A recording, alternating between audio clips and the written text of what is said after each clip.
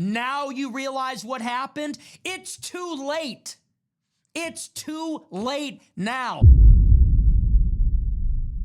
All right, guys, welcome back to the channel. Today we have Nick Fuentes giving us an update on the war and a bunch of other topics. So without further ado, let's get right into it. We have a lot to talk about tonight.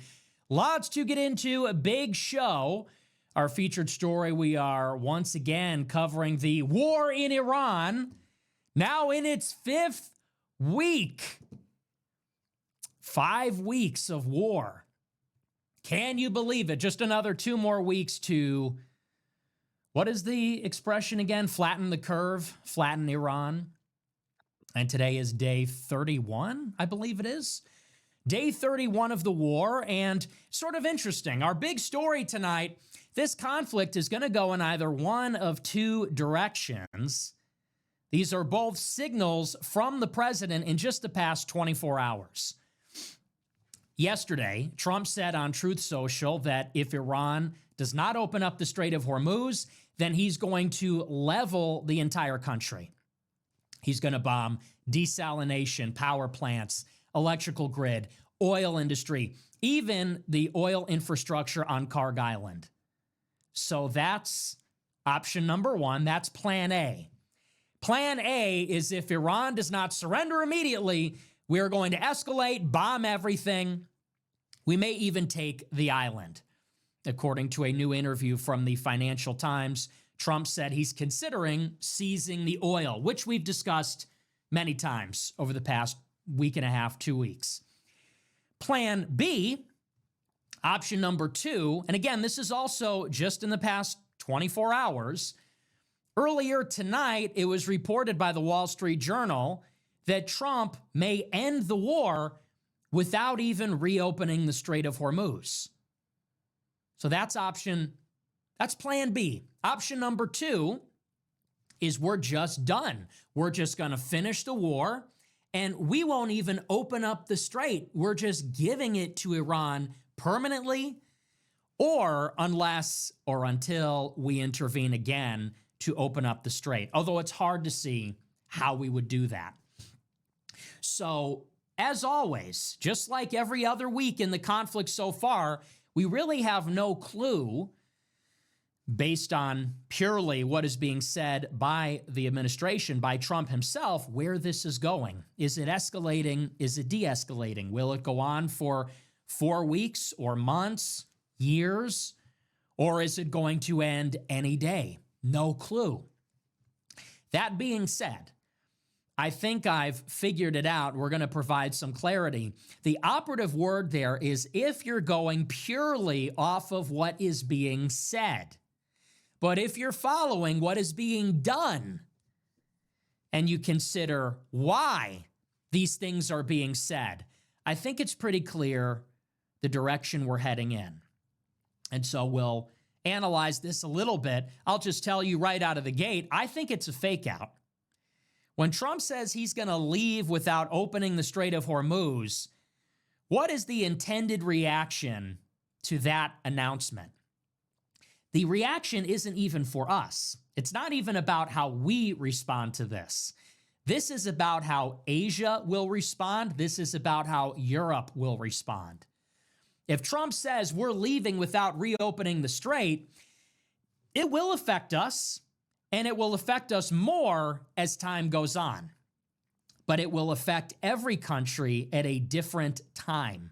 It will affect Asia first, it will affect Europe second, and it will affect us lastly, and probably the least acutely out of all these countries. We don't rely on oil from the Persian Gulf like the Asian countries do. We don't rely on LNG like Europe does. We have enough energy that we are safe. So if the Strait of Hormuz remains closed, or if Iran imposes a toll on that, then that becomes a problem for every other country far before and more than it does for us. And so I think that is a strategy. I think that's a play, and I think we're still on. Based on the deployments that are happening in the Middle East and based on what Trump has been telegraphing for the past 2 or 3 weeks, I think we are still on for ground operations in the Persian Gulf, either at Karg Island at Hormuz Island or one of the other islands, maybe one of the contested islands claimed by the United Arab Emirates, or possibly up to and including coastal areas on the mainland in Iran near the strait. I still think that is the trajectory. So we'll talk about all that. That's going to be our big development on Iran. If we have time, okay, get a load of this. If we have time, we'll cover this as well. The other big news from today is that Trump has unpaused the processing of asylum requests. So you might remember that at the end of last year in December, Trump went to U.S. Customs and Immigration and told them to stop processing all asylum claims by asylum seekers. And that effectively shut down the refugee process and the asylum process. There's now 4 million applications backlogged because effectively none of them were getting through. That was it. Well, now today, Trump has unpaused that. He reversed that rule. And so now immigration will once again begin processing asylum claims. It gets better every day. It just gets better every day. It's like you're just getting punched in the face every day, repeatedly. Every day, you're just getting socked in the mouth by the administration, and you're getting it in two directions. You're getting it on both sides. It's a classic two-man. Not to be gross, but it's a classic two-man. The Jews are running a classic two-man on you and everyone you love because they're hitting you with the war in Iran. Goyim are dying for Israel. Goyim are going to land on the island and get drone strike to death. It's going to cost us $200 billion. How are we going to pay for that? We're going to cut all the healthcare money. So you're getting it on that front. The Zionists, they're really squeezing us. It's costing us a lot of money, and we're all going to die, and it's going to be a nuclear war. But then they're also getting you from the other side. They're also getting you, hitting it from the other direction, because now the immigration is continuing apace. And so those 10 million illegals under Biden, they're not going anywhere. The deportations are over. They gave up. They changed the slogan. They said, we're not running on that anymore. It's not happening anymore. We have somehow a worse DHS secretary. First one was already terrible. Asylum requests going through. 10 million Biden illegals effectively amnestied. You're getting it from the other side as well. Stephen Miller's getting thrown under the bus. What happened? So this administration truly is just the gift that keeps on giving every day. At least for me. For everybody else, some people are having a hard time with this. Some of our plan trusters, we got to check in on them. They're on suicide watch. Got to pop in for a wellness check. For those plan trusters in your life, what do they call? I guess they call themselves the plan trusters, Trump loyalists. My ideology is unironically loyalty to Donald Trump. It's like, hey, pal. Hey, buddy. You doing okay? Yeah, if you guys have Trump supporters in your area, you should probably do a welfare check, just to make sure they're not painting their ceiling. You know what I mean? Because the administration right now is doing a number on the country, and Trump supporters are having a rough time. They're having a hard go at it. They're doing. If all of a sudden they seem suddenly optimistic and they have this burst of energy, that's a big red flag. It means they're about to kill themselves. So you might want to check in on them. Might want to check in on your friends because it's got to be tough. I saw somebody today. I think the guy's handle was Rogue Scholar Press. Typical. Rogue Scholar. Okay, yeah, real rogue. Girl Dad Maverick over here. Girl Dad Maverick. Girl Dad Knight in Shining Armor. Medieval Knight. Crusader. Girl Dad Wife Guy Crusader. 1433 logged on. And I replied to this on Twitter. He said, and it's so funny how they do this. So it's one of these pro-Trump Twitter accounts. And the tweet was something like, maybe I'm wrong. And if I'm wrong, I'll correct myself. And I still hope everything's okay. He goes, But I'm starting to think we got scammed. I'm starting to think we got tricked. I'm starting to think Trump has squandered his 10-year legacy and for Israel with this war. It's like, you think? What gave you that impression? Really? When did you start to realize that? Was it before or after we bombed Iran for the 6 millionth time? Well, how many bombings today? 13,000? It was on Fox News today. 13,000 targets hit in Iran. Oh, now you think the 10-year legacy is in the toilet. Interesting. Interesting. What tipped you off? But I love all these people. They're so reluctant to even say that. And for me, that's the cherry on top. That's the icing on the cake. Add a little bit of spice, please. Because have you noticed that there's like this, it really is like a cult.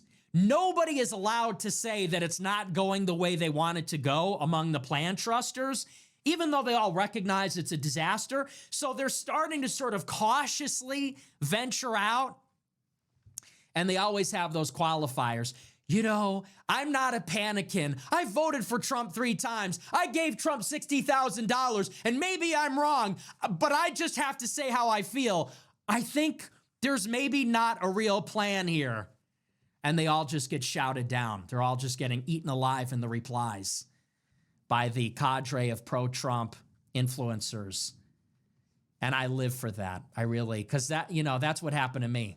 I was the first one to say it in 24. Everybody had a big problem with that. I was the first one in 2024 to say, guys, I think it's not going to be how you think it is.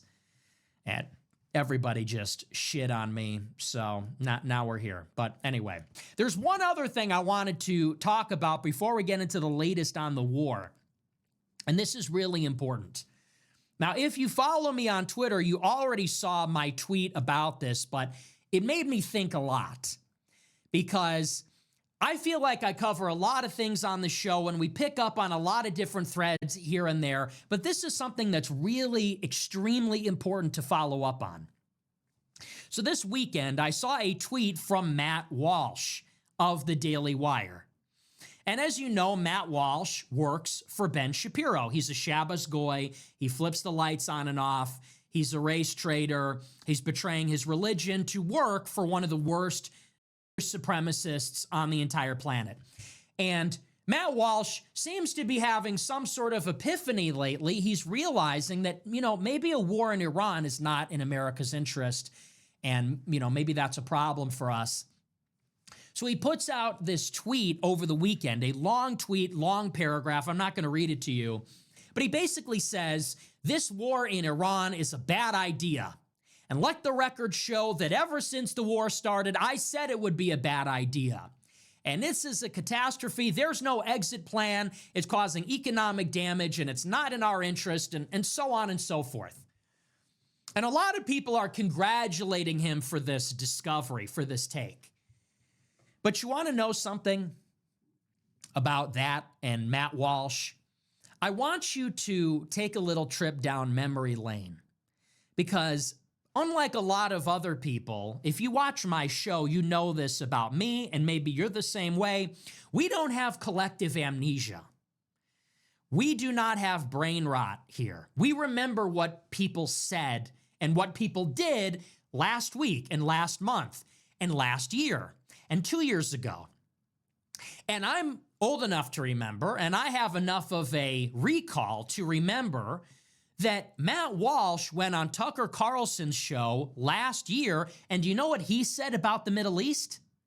His take on the Middle East a year ago is that if you are extremely pro-Israel and if you are extremely anti-Israel, that both sides of that conversation are not putting America first. He said the real America first position is to be indifferent to the developments in the Middle East, indifferent to Palestine, indifferent to Iran, indifferent to Lebanon and Yemen. He said the real America First position is to fixate on what happens in America and school board meetings and the economy and Disney Plus and transgender athletes competing in girls' sports and all that. He said he really did the both sides thing. If you're obsessed with the Middle East as anti-Israel or pro-Israel, those are two sides of the same coin and they're both wrong. Well, you know what? And I said this on Twitter in reply to his epiphany that this war in Iran is bad. We have been marching toward a war in Iran for 2.5 years. And even longer than that. We have been marching toward a war in Iran really since like 2003. If you want to know the truth. And it really accelerated in 2018 when Trump pulled us out of the Iran nuclear deal. And then after October 7th, it was a fait accompli. It was inevitable. And there were some people that have been putting up the flare about this for a long time and warning people, pay attention to the Middle East. And what's more, pay attention to what is happening domestically. Because there is a dual track here. At once, you have very troubling developments in the Middle East. Clearly, Israel has undertaken since October 7th this ambitious expansionist project to steamroll Hamas, Hezbollah, the Houthis, the other Shiite militias, and then to decapitate Iran. That is obvious to anyone who is paying attention. That is the plan, was the plan, has always been the plan.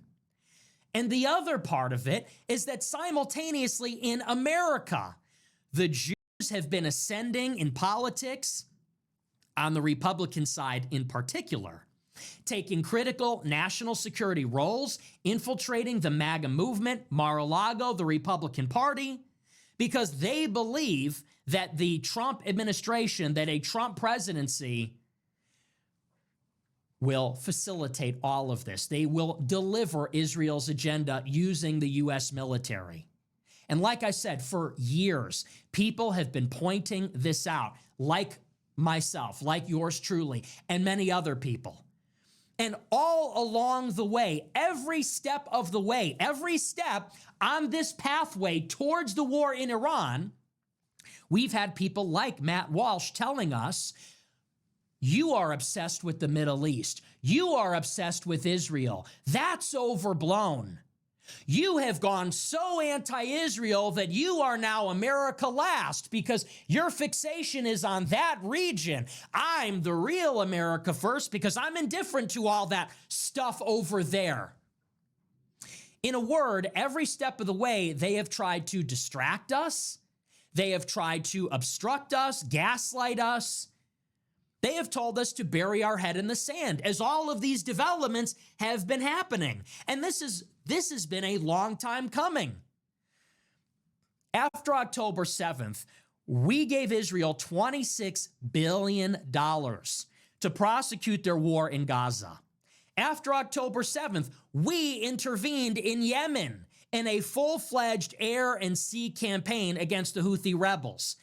We bombed Iran last year, and everybody told us it's not a big deal. It's not a real war. We just carried out one strike, and then that was it, and now it's over.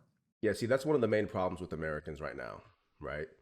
We bomb other countries, we kill heads of state, we kidnap heads of state, and Americans don't care because American troops aren't dying. If we don't have boots on the ground and if troops aren't dying, we typically don't care.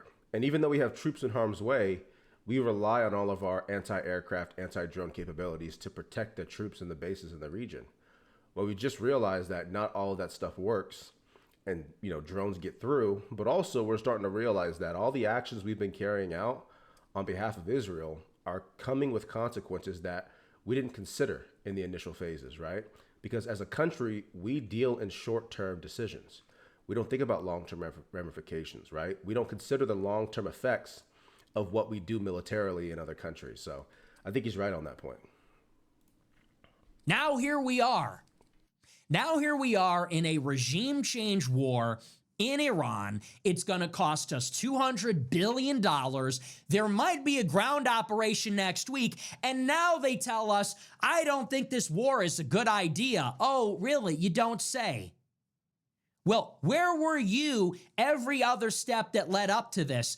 Oh, yeah, you were telling us to look the other way and stop paying attention. You were minimizing the issue and downplaying it. And the reason that I say this, make a note. The reason I'm saying this is not to toot my own horn and say, you were wrong, I was right. Because people might say, well, who really cares? As long as we all wound up in the same place, what difference really does it make who was wrong and who was right? The reason I say this is because that was a very particular point of view, and still is, that is being promulgated. And I would say this is the indifferentist opinion, which is that Israel is not really that big of a problem. It's not really that big of an issue. It's really more of a distraction. People look at it as an inconvenience. They say, well, this Israel thing happens to be blowing up the MAGA coalition. Isn't that unfortunate? Israel may have pressured us into the war. Gee, maybe that was a mistake. But obviously, they and their lobby have played a central influence. They're obviously the driving force. They've orchestrated all of this, which has led to all of these outcomes. The fiscal cost of the war, the Americans dead in the war, the catastrophic ramifications for the global economy and our allies and credibility and deterrence in the world, the explosion of the MAGA movement, the division in our camp. They have played a central role. They have orchestrated all of it. And here's the point. You can't be America first unless you are pushing in the opposite direction, forcefully and explicitly every day. That's the point. It's not one issue among others. Clearly, this is a huge problem. If the Iran war is destroying the MAGA movement, if the Iran war is blowing up the dissident right nationalist movement, if it's forcing America to fight another regime change war in Iran, then there is no way to get to America first without confronting Israel. You understand? You can't sidestep it. You can't avoid it. You can't go over it, around it, underneath it. The only way to get to America first is through Israel first. It has to be confronted. It has to be destroyed. That's it. That's the only way. It's Mark Levin, Laura Loomer, Randy Fine, Jared Kushner. It's Fox News. It's The Blaze. It's people like Josh Hammer. These people are standing in the way, directly obstructing our goals. They have to lose. They have to be defeated. And the only way they can be defeated is if they are decisively confronted. We have to call them out. We have to expose them for what they are. We have to make the argument, not with dog whistles, not incrementally, explicitly, all the time, every day, until we win. That's it. And I don't know how anybody can take a guy like Matt Walsh seriously. He goes on the show and says Americans are dying in Iran, $200 billion in Iran. It's exploding our movement, dividing our movement. And he goes to work every day for Ben Shapiro, who is practically the chief propagandist promoting the war. He, along with Mark Levin and all the others, how can you entertain this contradiction? How do you not see that? And then you realize, of course, Matt Walsh, he does see it. He's not a dumb guy. He knows what Ben Shapiro is. He sees it, and he sees our comments, and he sees our replies, and he chooses selectively not to engage. And so in a way, you have to understand that the people that are like Matt Walsh, they're actually our biggest enemy, in a way. They might actually be the biggest impediment. And you want to know why that is? Because if everybody is watching the Ben Shapiro show, they see a short, ugly Jew with a big yarmulke commanding us to die for Israel. And it is plain for everyone to see. It is unambiguous. They see a short, ugly Jew with a big hat, a hateful, odious, disgusting person. Could not be more obvious whose side he's on, what country he has allegiance to. It would be naked and transparent what is going on there. And equally, people watch my show, and they may think I'm an anti-Semite, and they may think I'm anti-Israel, and I say let them think that. But at the end of the day, they see someone that is promoting America first, claiming America first, born in America, loving America only, against the Israel lobby. Yeah, Nick is a very controversial guy, and I catch a lot of flack in the comments because people say, hey, why are you reacting to Nick's content? He's racist, he hates minorities, what have you. And to be honest, my answer is that's not the topic right now, right? Nick is an American. He's a patriot. He wants the best for this country. And he's not aligned with a foreign nation that's championing a war that's causing Americans to come home in body bags, right? We can have a discussion about what he said about black people and what he said about other minorities, but that's a different topic right now. That's a different discussion for a different time. My concern is to find out what's going on in our government and why our government is so beholden to a foreign nation to the point where they're allowing Americans to die overseas on behalf of that foreign nation's goals, right? I think that's a more important thing to discuss. And at a later date, once we get Israel out of our government, once we stop these endless wars, and once we stop having Americans die overseas for no reason, and our soldiers can come home and be safe, then we can have these conversations about what Nick said. And there's going to be disagreements, sure. But people forget that I spent 12 years in the Army. I worked with guys that were racist. Right? I worked with guys that didn't like me because I was black. But you know what? At the end of the day, we all had a job to do, and we did it together as a team, right? There's going to be disagreements. People have different beliefs, okay? And I'm not a child. I can understand that you have different beliefs, but I can still listen to what you have to say. And if you have a good take, I can agree with that take. And that's what's going on with Nick. Nick has a lot of good insight into the Middle East and the war in Iran. And so I listen to Nick and his take because there's a lot of information that he has that I'm not aware of. So I'm learning a lot. And a lot of you guys are learning a lot from Nick as well. So yeah, he might be a controversial guy, but I think, and most of us think that Nick is America first, and he is a patriot who loves this country and wants to see the best for it. And I think that carries a lot of weight in my eyes. And if that were the dialectic, it would be pretty clear which side 90% of conservatives would take. If that was the dialectic, if that was the argument, Shapiro, foam finger, flag waving, yarmulke wearing, Israel firster versus America first, you know 99% of Americans take my side every day of the week. But then you introduce somebody like Matt Walsh. And somebody like Matt Walsh is going to beat his chest every day about how he's proud to be white. And he's going to air his grievances about brown and black people and immigrants and wokeness and transgenders in the media and in sports and so on. And he's going to take a position on Israel that's not actually all that definitive. Well, I just don't really care that much. Well, I'm just, unlike Nick Fuentes and Ben Shapiro, I'm not obsessed with it. I'm indifferent. Now, once you introduce a guy like that, it muddies the waters a little bit. Because then there's a lot of people who are going to say, you know, I don't like Shapiro, but maybe Nick Fuentes is too extreme. I guess I'm like Matt Walsh. I guess I just don't really care that much about the issue. I guess I just don't understand why everybody cares so much about Palestine for some reason. Why everybody cares so much about Iran for some reason. Aren't they Muslims? How's that any better? And all of a sudden, now you've split the difference. And now maybe you got 50% that go Matt Walsh and 30% that go Shapiro and 30% or 20% that go my way. You see?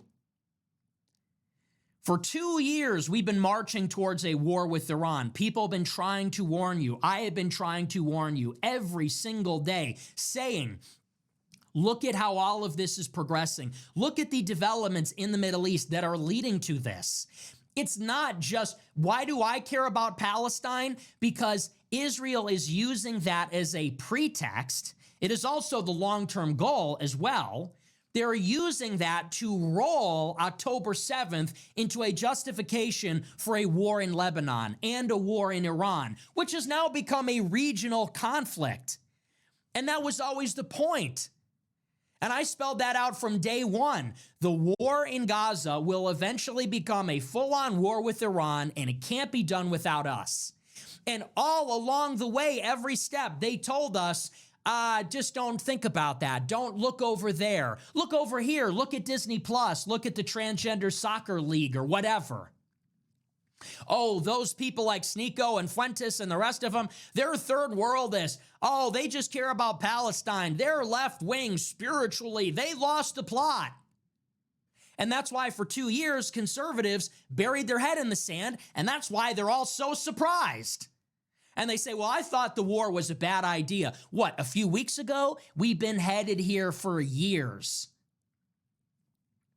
And by the way, if the end result of Matt Walsh and the conservative movement is to get you to look away for just long enough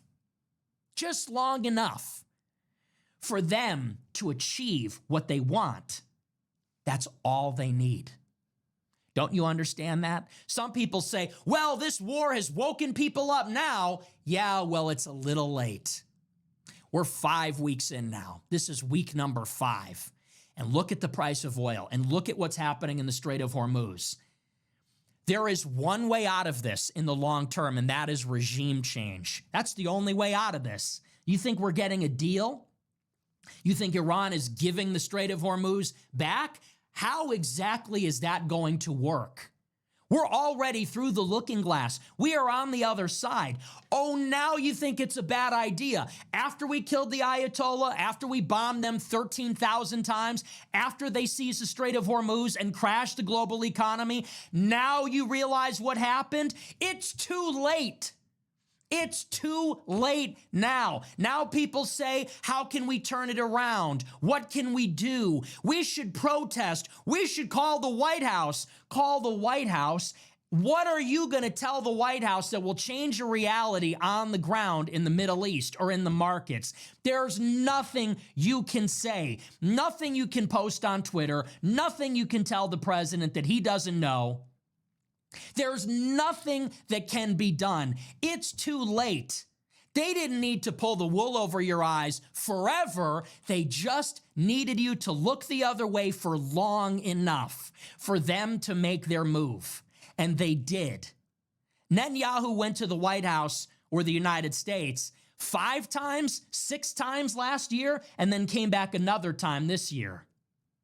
And every time he came here, he was pushing for a war with Iran. And Trump's entire national security team was pushing for a war with Iran.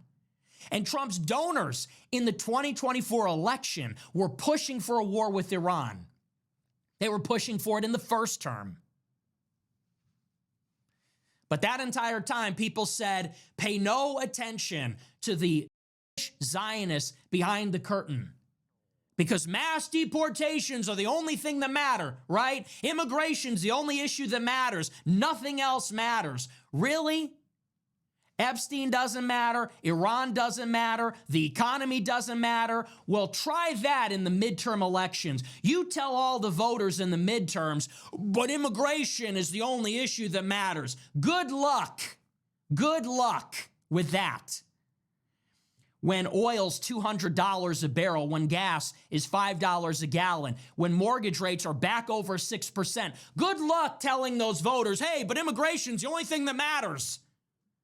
And if you disagree, you're a brown-coated, spiritually leftist, third worldist. Tried to warn you. Now, here's what we can do going forward, okay? Everybody that knows the score needs to start explicitly and forcefully opposing Israel first every single day. That's all you can do now. If you don't see it now, you're never going to see it. And if you don't start opposing it now, there's no excuses for you anymore. Regime change, war with Iran, 10 years into the Trump movement, we were just about to exit Syria and Iraq. Now we're bombing Iraq. Did you know that? Now we're bombing the majority Shiite Iraq, their popular mobilization forces, obvious outcome from all of this. We were just about to leave. Isn't that what the whole Trump movement was about? All right, guys, we're going to stop it here. Let me know what you guys think in the comments below. Nick coming in hot, giving no quarter for Matt Walsh, giving no quarter for this administration's disastrous foreign policy. I think this war is single-handedly the most dangerous thing that we can do as a nation right now. And I think it's going to have ramifications that we're not totally aware of. And I think there's going to be long-lasting effects from this. But anyways, thanks for watching, guys. If you enjoyed the video, consider subscribing and dropping a like. I'm trying to grow this community and build this channel up. So without further ado, thanks for watching, and I'll see you on the next one.